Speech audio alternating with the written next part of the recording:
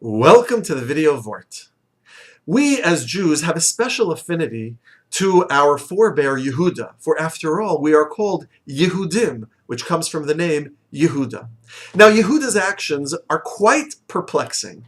If you look at the end of last week's Sedra, after it was discovered that the royal goblet had been apparently stolen and found in Binyamin's satchel, Yehuda steps forward and says, you know what? We accept responsibility for the sin that we have committed against you, Yosef, and we are willing to become your avadim, your slaves.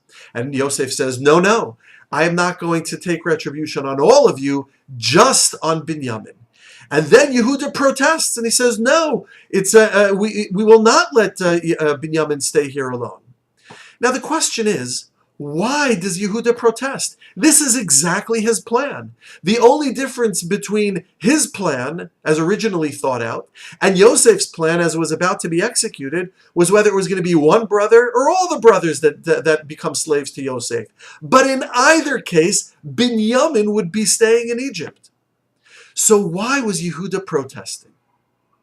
The Alshach explains that originally Yehuda thought that this was all divine retribution for the injustice and the evil that the brothers foisted upon their brother Yosef all those years earlier, ultimately sending him down to Egypt.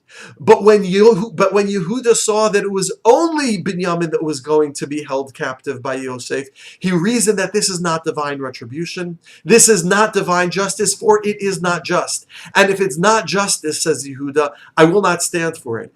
And he protests to Yosef, in essence saying all for one or one for all. And that is the definition of Yehuda. That is the definition of what it means to be a Yehudi, to stand for justice, for what is right, for ourselves, for our neighbors, for our family, and for all of Klal Yisrael.